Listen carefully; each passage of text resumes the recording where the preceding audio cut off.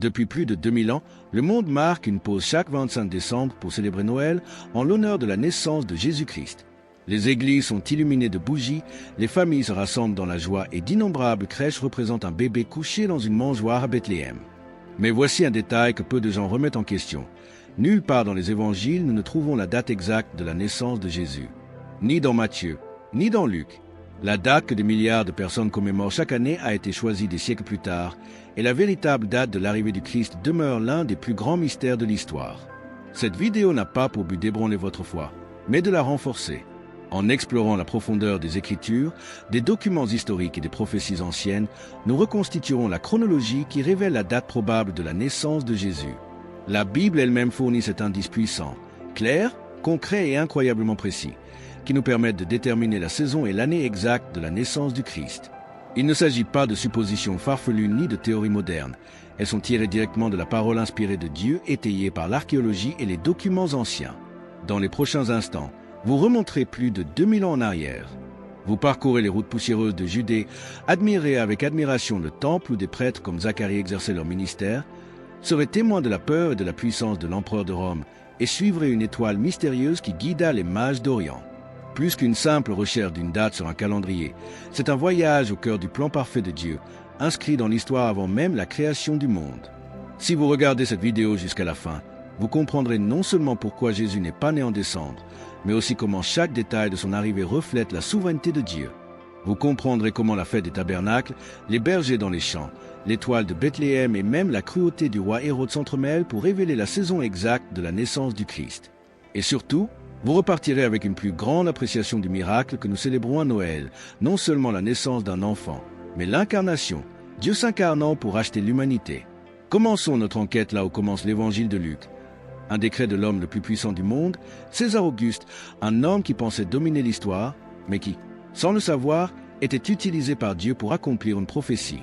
L'histoire commence par une décision unique, prise sur un trône éloigné de Bethléem. Un décret de César Auguste, souverain du puissant empire romain. Au 1er siècle, Auguste était considéré comme l'homme le plus puissant du monde, un chef qui commandait de vastes armées et contrôlait des nations allant des îles britanniques au désert d'Arabie. Lorsqu'Auguste ordonna un recensement de son empire, personne ne put refuser. Ce recensement était une démonstration de la domination de Rome, un moyen de compter ses sujets et de collecter des impôts pour son trésor. Pour Auguste, c'était une manœuvre politique visant à renforcer son empire. Mais aux yeux de Dieu, c'était quelque chose de bien plus important, l'outil idéal pour accomplir une ancienne prophétie. Plus de 700 ans avant le décret d'Auguste, le prophète Michée avait écrit « Mais toi, Bethléem Ephrata, petite parmi les clans de Juda, de toi sortira pour moi celui qui dominera sur Israël, dont l'origine remonte aux temps anciens, aux temps les plus reculés. » Michée 5h2. Marie et Joseph vivaient à Nazareth, à près de 130 km de Bethléem. Ils n'avaient aucune raison de quitter leur foyer jusqu'à l'intervention de Rome. Le recensement obligeait chaque homme à s'inscrire dans la ville de ses ancêtres, forçant Joseph, un descendant du roi David, à se rendre avec Marie dans la ville de David, Bethléem. Ce qui semblait être un simple ordre administratif devint un coup d'échec divin. César pensait exercer son contrôle sur son empire, mais en réalité, il préparait sans le savoir l'arrivée du roi des rois. Maintenant, considérons le contexte. Voyager en Judée était dangereux et épuisant, surtout pour une jeune femme en fin de grossesse. La route de Nazareth à Bethléem était accidentée, avec des collines escarpées, des sentiers rocailleux et des vallées peuplées d'animaux sauvages et de brigands. Ce n'était pas un voyage sans histoire, c'était une marche épuisante qui pouvait durer de 4 à 7 jours. Et pourtant, Joseph et Marie obéirent, démontrant leur foi et leur humilité. À chaque pas, ils accomplissaient le plan de Dieu écrit des siècles auparavant. C'est ici que cette histoire nous donne un premier indice sur la date de naissance de Jésus. L'Empire romain était fier de son organisation et de son efficacité. Un recensement de masse exigeant des déplacements sur de longues distances n'aurait jamais été organisé pendant les hivers rigoureux et pluvieux de Judée. Les routes étaient boueuses, les rivières en crue et les déplacements périlleux. Rome préférait les saisons douces, printemps ou automne, pour mener de telles opérations. Ces périodes coïncidaient avec les fêtes juives où les gens étaient déjà habitués à se rassembler en grand nombre. Ce détail bouleverse complètement le récit. La naissance de Jésus n'a probablement pas eu lieu pendant les nuits glaciales de décembre, comme le montrent souvent les crèches. Le recensement lui-même suggère plutôt une saison plus chaude, plus propice au voyage et au déplacement. Ce que Rome avait conçu comme un acte de contrôle est devenu l'accomplissement d'une prophétie divine. C'est ainsi que Dieu agit. Sa souveraineté se manifeste à travers l'histoire, même à travers des dirigeants qui ne le reconnaissent pas. Le recensement révèle plus que de la logistique. C'est un témoignage de l'orchestration divine des événements. Tandis qu'Auguste était assis sur son trône à Rome, donnant des ordres au monde, le Créateur de l'univers tissait discrètement une histoire plus vaste, celle qui allait changer l'éternité. Cela nous révèle une vérité essentielle. L'histoire n'est jamais le fruit du hasard. La main de Dieu est toujours à l'œuvre. Alors que Marie et Joseph approchaient de Bethléem, fatigués par le voyage et cherchant un endroit où séjourner, la prophétie était sur le point de s'accomplir dans les moindres détails. Mais notre enquête ne s'arrête pas là. Pour préciser la date exacte de la naissance du Christ, nous devons regarder au-delà du décret de César et découvrir un indice surprenant caché dans la vie d'un autre homme, Zacharie, le père de Jean-Baptiste. Alors que le décret de César déplaçait la Sainte Famille vers Bethléem, Dieu avait déjà placé une autre pièce sur cet échiquier prophétique, Zacharie, le père de Jean-Baptiste. C'est là que les Écritures nous donnent l'une des clés les plus claires pour comprendre la véritable saison de naissance de Jésus. Zacharie n'était pas seulement un homme de foi. Il était prêtre de la division d'Abia, l'une des 24 divisions sacerdotales établies à l'époque du roi David, une chronique 24h10. Chaque division servait au temple pendant une semaine, 2 fois par an, offrant des sacrifices et des prières pour le peuple d'Israël. Imaginez la grandeur de ce moment. Le second temple, dominant Jérusalem, empli de l'odeur de l'encens, de la douce lueur des lampes dorées et du murmure des prières s'élevant comme une fumée vers le ciel. Pour Zacharie, c'était un devoir sacré, une vocation qui le rattachait directement à des siècles de tradition. C'est dans cet espace sacré, dans les cours intérieurs du temple, que le ciel a fait irruption dans l'histoire. Alors que Zacharie entrait pour brûler l'encens, un ange apparut, Gabriel lui-même, le messager de Dieu.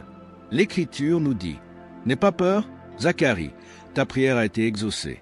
Ta femme Élisabeth te donnera un fils, et tu l'appelleras Jean. » Luc 1h13, ce moment n'était pas seulement miraculeux, il était stratégique.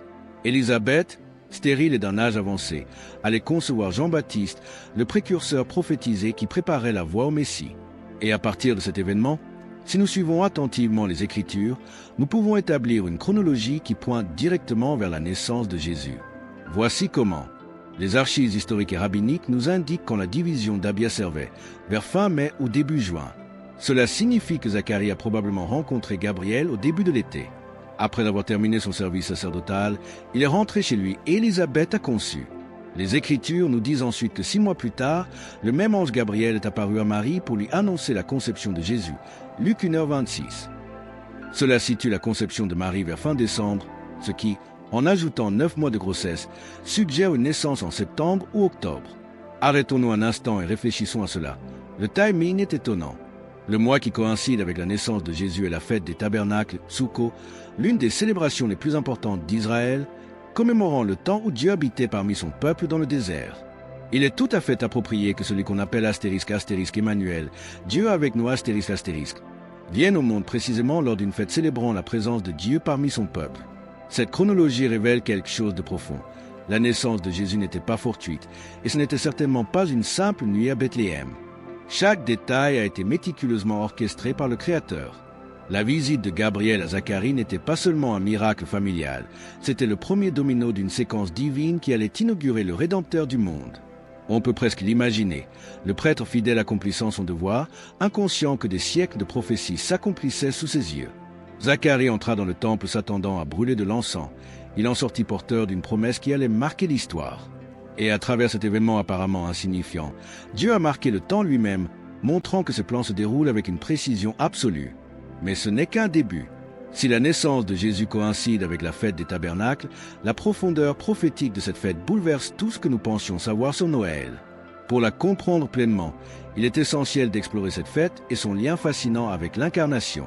S'il est une fête juive qui rayonne d'une signification prophétique concernant la naissance du Christ, c'est bien la fête des tabernacles ou Soukhot en hébreu. Cette fête rappelait chaque année à Israël que ses ancêtres vivaient autrefois sous des tentes lors de leur traversée du désert après avoir quitté l'Égypte. Pendant 7 jours, chaque famille juive quittait ses maisons pour s'installer dans de petits abris temporaires appelés Soukhot, symbolisant une dépendance totale à la protection divine. Les rues et les toits de Jérusalem étaient remplis de tentes artisanales décorées de branches et de fruits, rappelant à la nation la fidélité de Dieu à lui fournir nourriture, eau et abri durant ses pérégrinations dans le désert. Imaginez maintenant ceci. Des siècles plus tard, à cette même époque, le Créateur lui-même a choisi de établir son tabernacle parmi son peuple, non pas dans un palais doré, mais dans une humble crèche. L'apôtre Jean établit clairement ce lien lorsqu'il écrit « Le Verbe se fait chair et a habité parmi nous ». Jean 1h14, le mot grec « habiter » est-ce que ça signifie littéralement dresser une tente ou établir un tabernacle. Ce n'était pas un hasard. Jean montrait à ses lecteurs que Jésus était l'accomplissement vivant de cette fête sacrée. Tout comme la présence de Dieu emplissait le tabernacle dans le désert, il était désormais venu vivre parmi l'humanité en la personne de Jésus-Christ. Sukkot était célébré en septembre ou octobre, ce qui correspondait parfaitement à la chronologie que nous avons découverte grâce au service sacerdotal de Zacharie. Pendant cette fête, Jérusalem était animée de joie et d'adoration. Des pèlerins affluaient de tous les coins d'Israël, emplissant la ville de prière et de célébration. De grands chandeliers d'or illuminaient les cours du temple, symbolisant la lumière de Dieu qui résidait parmi son peuple. Les prêtres accomplissaient quotidiennement des cérémonies de l'eau, priant pour la pluie et la bénédiction, tandis que les familles se réjouissaient dans des abris temporaires. Quel meilleur décor pouvait-il y avoir pour l'entrée de la véritable lumière du monde? Le symbolisme est encore plus profond. Dans le désert, la gloire de Dieu emplissait le tabernacle sous la forme d'une nuée le jour et d'un feu la nuit. Exode 40, 34-38. Pendant Sukkot, cette même gloire apparut sous la forme d'un nouveau-né. Ce n'était pas une coïncidence, c'était une prophétie rendue visible. Celui qui avait autrefois guidé Israël à travers le désert reposait désormais dans une mangeoire, non pas comme un Dieu lointain, mais comme Emmanuel, Dieu avec nous. Réfléchissez à ce que cela signifie. Tandis que les rois construisaient des palais de marbre et que les empereurs siégeaient sur des trônes d'or, le roi des rois choisit de résider dans une étable empruntée, ses premiers cris résonnant sous un toit simple. La gloire du ciel a pris forme humaine, pénétrant un monde de faiblesse pour apporter la rédemption. Tel est le cœur de l'incarnation. Comprendre ce lien transforme notre vision de Noël. Il ne s'agit pas seulement de bergers et de rois mages, ni de la simple beauté d'une crèche. Il s'agit de Dieu accomplissant sa promesse d'habiter éternellement parmi son peuple. La fête des tabernacles n'était plus seulement une commémoration annuelle, elle est devenue réalité. Et depuis cette première nuit à Bethléem, Dieu n'a jamais cessé d'habiter avec son peuple. Mais il existe d'autres preuves. Si la naissance de Jésus a eu lieu pendant cette fête, les détails concernant les bergers dans l'évangile de Luc prennent encore plus de poids. Leur rôle dans ce récit n'est pas seulement symbolique. C'est un indice prophétique qui confirme le moment de la naissance du Christ.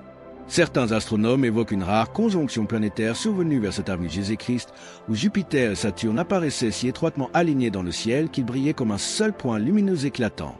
Dans l'Antiquité, Jupiter symbolisait la royauté et Saturne était associé au peuple juif. L'alignement de ces deux planètes pouvait avoir une signification symbolique profonde pour les hommes formés à la lecture des cieux.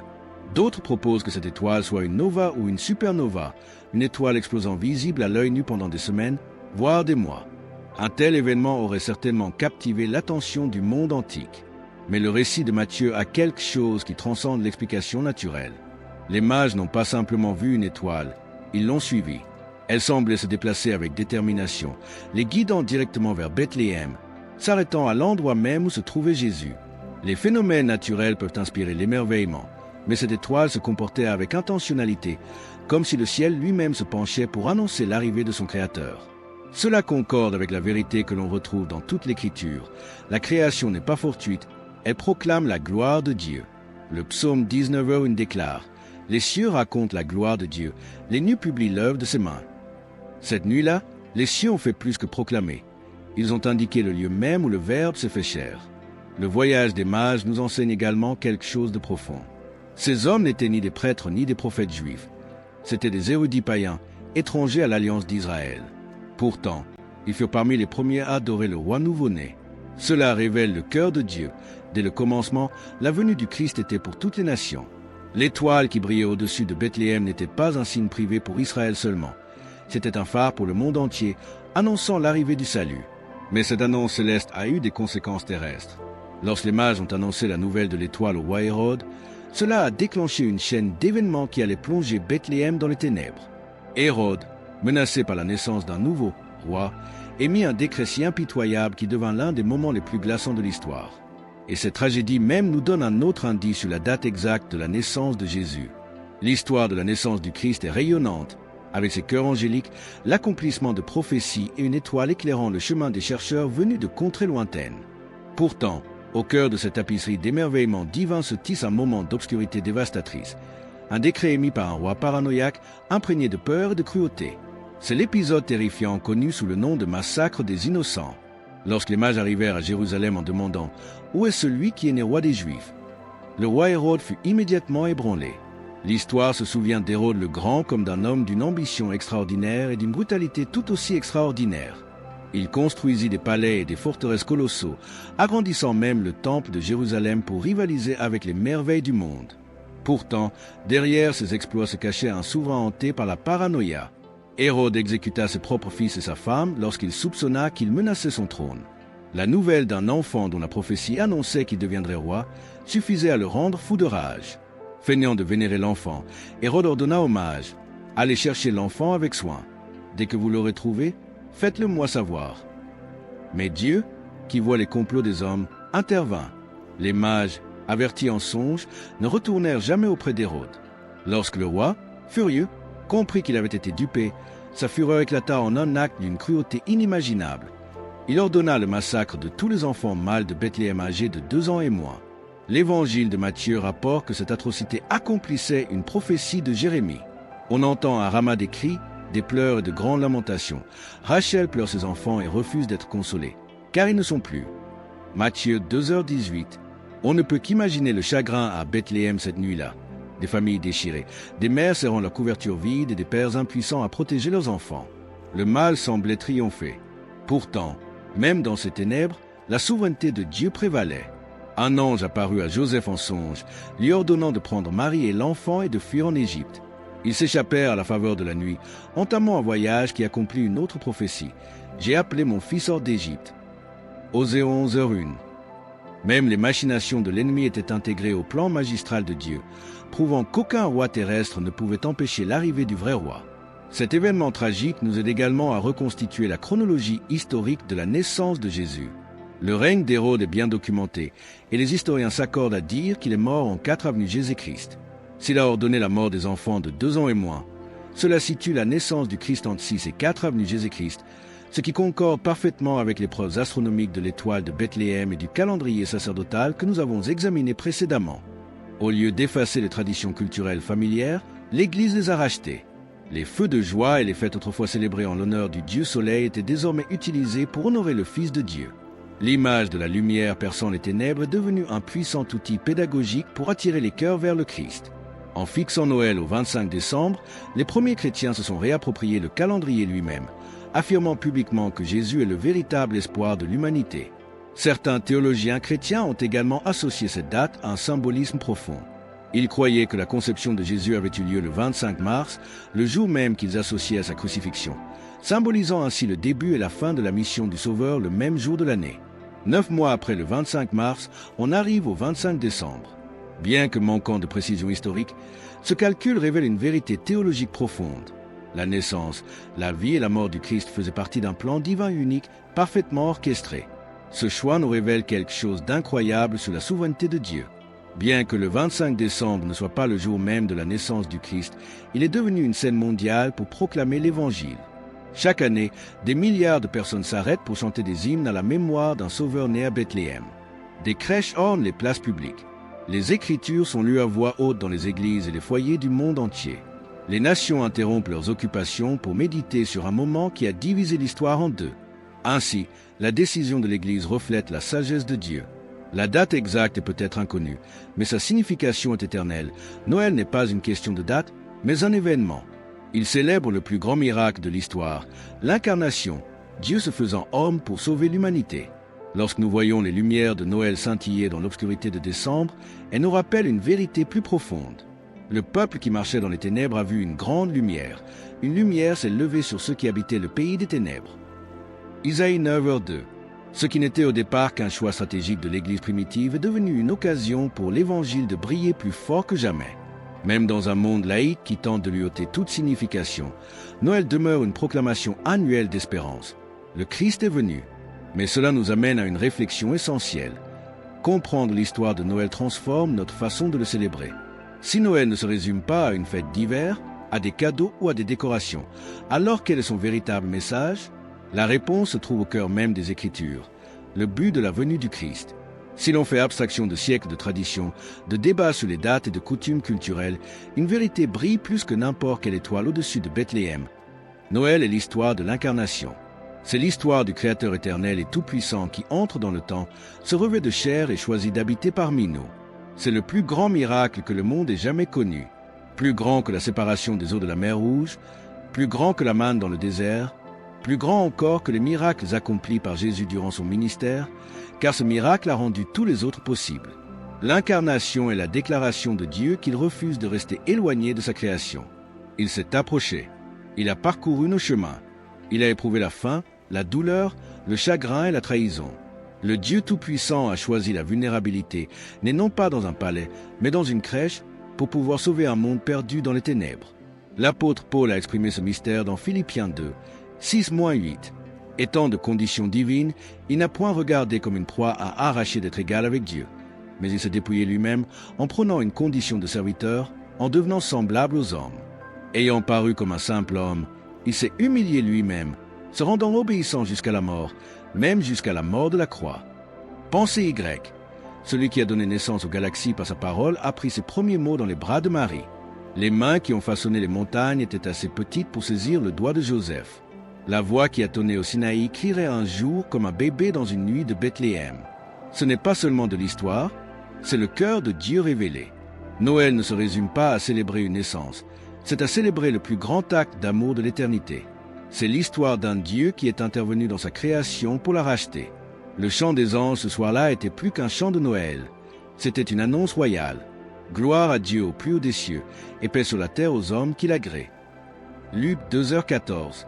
Cette paix n'était pas une paix politique, mais une réconciliation entre Dieu et l'homme. Jésus n'est pas venu simplement pour être adoré dans une crèche, mais pour mourir sur une croix, ressusciter du tombeau et ouvrir les portes du ciel à tous les croyants. Chaque prophétie, chaque fête, chaque étoile dans le ciel pointait vers cette unique vérité, Dieu avec nous. C'est pourquoi la date exacte de sa naissance paraît bien pâle en comparaison de sa signification. Que nous la célébrions en décembre, en septembre ou à tout autre moment de l'année, l'important est de nous souvenir de proclamer ce miracle. Le Verbe s'est fait chair. Ainsi, Noël n'est pas seulement une fête, c'est une invitation divine. C'est Dieu qui murmure à l'humanité. Je suis venu à toi. Je ne t'ai pas oublié. Je te sauverai. C'est ce message qui doit résonner au-delà des murs des églises, des réunions de famille et des traditions festives. C'est un message d'espoir pour les brisés, de lumière pour ceux qui sont dans les ténèbres, de pardon pour chaque pécheur qui invoquera son nom. Alors que cette enquête touche à sa fin, réfléchissons. Nous comprenons peut-être mieux quand Jésus est né, mais surtout, nous comprenons pourquoi il est né. Et cette vérité change tout. Le Sauveur est entré dans notre monde pour qu'un jour nous puissions entrer dans le sien. C'est Noël. Voilà l'incarnation. Voilà le miracle qui mérite d'être célébré chaque jour de l'année. Si ce message vous a touché, je vous encourage à le partager. Reconnaissons Noël comme une célébration de l'amour de Dieu et non comme une simple date sur un calendrier. Aimez cette vidéo, abonnez-vous à notre chaîne et explorez avec nous les plus grandes vérités de la Bible. Et avant de partir, regardez la vidéo qui s'affiche sur votre écran. Elle vous plongera encore plus profondément dans la signification du plan de Dieu pour l'humanité.